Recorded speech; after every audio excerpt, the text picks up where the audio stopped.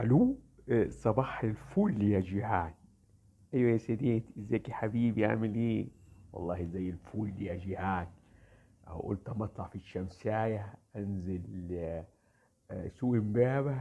نشوف لنا حتتين سمك كده بلطي ولا بربوني في حلقه السمك.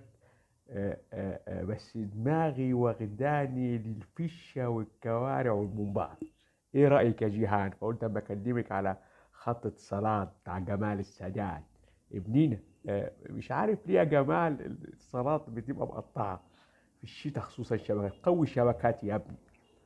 ايوه يا سيدي، هات لنا بوري مشوي ولا سنجاري، زي ما انت عايز يا سادات.